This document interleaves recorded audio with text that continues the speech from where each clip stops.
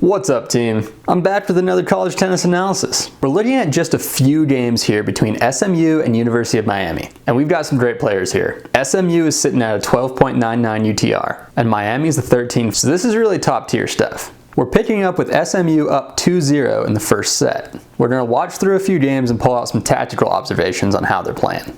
Let's roll. Alright, let's see what they've got here.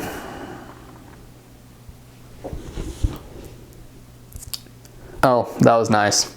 Let's look at what makes this so smooth. So see here, they're starting on the deuce side and Miami serves T. SMU hits the backhand return straight ahead to Miami's backhand and gets the short ball. Then as SMU comes up, he rips the short ball to Miami's forehand, making him cover the court laterally, and SMU puts away the high volley to the open court. Love how everything kind of works together in this point. I like how SMU first opens up the deuce side of the court, then he strikes there, but he doesn't stop with that, he follows it in for the put away. Good stuff.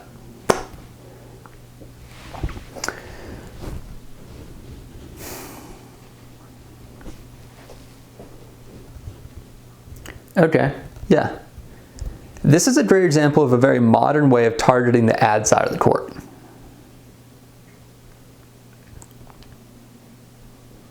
And honestly, if you structure your general game plan around this, you're going to go pretty far. Let's watch it again. First, we did the wide serve to the backhand with the cross-court return. And now, both players are positioned on the ad side. From here, watch how they will hit a couple to the ad side and one to the deuce side to make their opponent move. And then they're going to hit back to the ad side. So finally at the end, SMU tries to attack by disrupting the depth, and he hits a drop shot. But Miami gets there with plenty of time and hits the pass. If you have a second, rewind this point now that you've seen the pattern and watch it again. It's a really well played point from both players.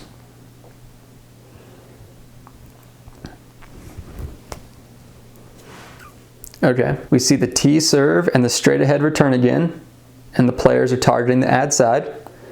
This time it's an isolation game and SMU is the first to blink and hits it long. If you take anything from that, remember that sometimes it's okay to play a whole point just hitting cross court. That can be a great move.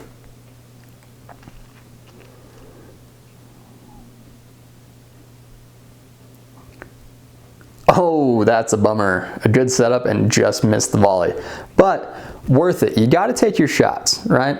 And I felt like all those shots were actually pretty high percentage targets. So losing that point is okay in my book. Especially because I will say Miami did a really good job of making that a difficult volley to hit. But I still give a lot of credit to SMU for putting himself in an offensive position like that.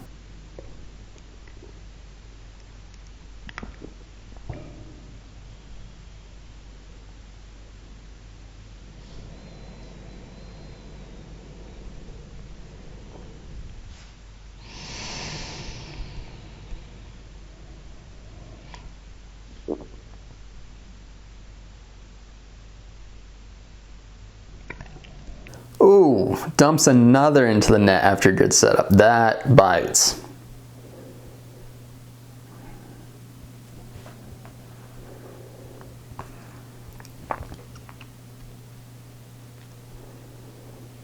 Okay, another longer rally here. SMU continues to push forward, and Miami is doing a really good job of making him hit tough volleys. This is an interesting dynamic here. I'd say SMU is actually controlling these rallies and looking to play offense more often. But Miami is just kind of playing through him. Notice he really hasn't been trying to hit lines and hit past him. He's playing through him. He's making him hit really difficult volleys when he goes to finish. And this is working for him because Miami has been unable to finish these points, even when he's in a really offensive position, because these volleys are difficult. This is a great observation for rec players. Sometimes we try to pass our opponents. Let's just make them hit a hard volley. Let them miss.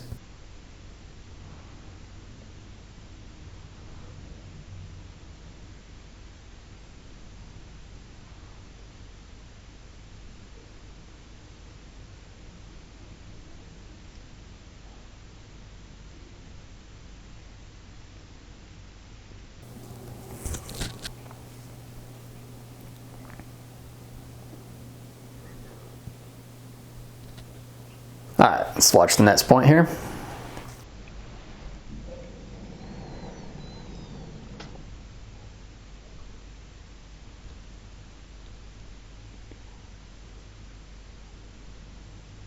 A bit of a missed opportunity there.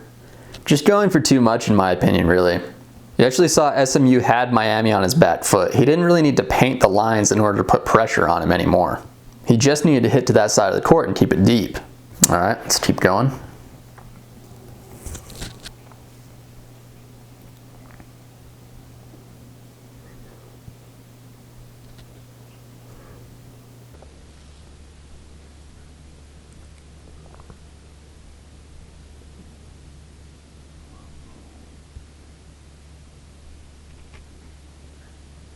Oh, nice. That was smooth. See, SMU hit that backhand pretty deep, and when he saw Miami preparing to slice it, comes in. He charges the net with kind of a sneaky volley. And by that I mean while Miami's watching this ball trying to make sure he makes this slice, SMU comes into the net and all of a sudden he's just right there, takes the high ball out of the air. All right, back to the game.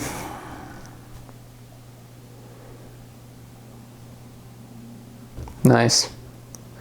That's a great return pattern for SMU. He is loving that setup. He takes that T serve on the deuce side with his backhand up the line almost every time. And then here he positions himself more in the middle of the court, where he gets a forehand that he can rip to the open court on his first ball.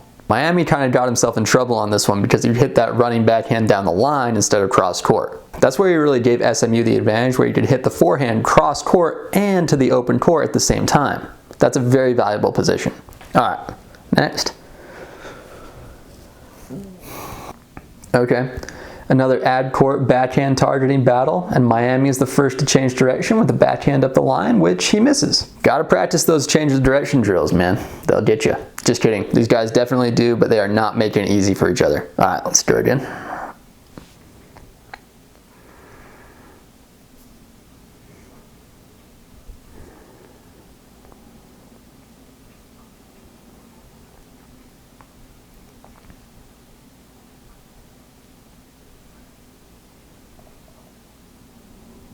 Wow, this is a good battle on the backhand side here.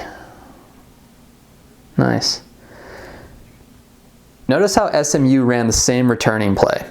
He got the T serve, comes into his backhand on the deuce side, and he takes his backhand down the line to make the server run to cover the open court. Now this time, Miami does run to cover the open court, but he hits his backhand cross court. So this time the rally stays neutral instead of giving a clear advantage to SMU like we saw a couple points ago. Good problem solving there. That's a good adjustment from Miami. All right.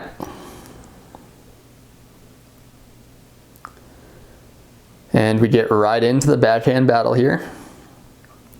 I tell you what, if you want to win matches, why not just practice this backhand to backhand rally like all the time? It's so key. Watch Miami's footwork, man. Very active. And notice that he's not just in one plane of movement, but he's moving side to side, forward and back, all over. It's so smooth. Movement is just crucial. All right, let's go. Next one here.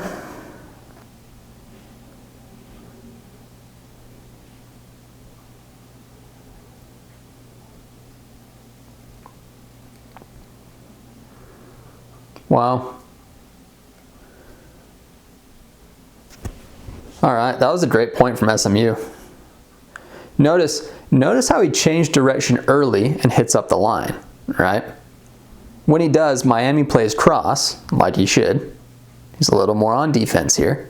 And SMU just keeps hitting line again. And what this does is it's just like the butterfly drill. It always makes your opponent run. But SMU is slightly more on offense than Miami is in this situation. That was a great point for SMU to go up 3-2. All right, we're going to break away here, guys. Really close match, good match, especially the first set. Miami would go on to win this match 6-4, 6-1, which makes this a match that's a great example of like, hey, if you can weather the storm early on in the match, maybe your opponent can't keep it up the whole time. SMU had some great offense here in the points we watched. And you could see Miami was staying steady. He was playing a lot of balls through his opponent. He wasn't trying to hit away from him. He wasn't trying to do anything too much. He was playing through SMU. And you can see that while he was doing that, he was making it difficult for SMU to finish points. One of the biggest things amateurs can take away from this match is not to focus on winners, but focus on making it difficult for your opponent to hit the ball. Overall, this was a great match, and I hope you learned something by watching it with me. And if you like more of these tactical breakdowns, make sure you subscribe to get more of my stuff. Until next time, hit your targets.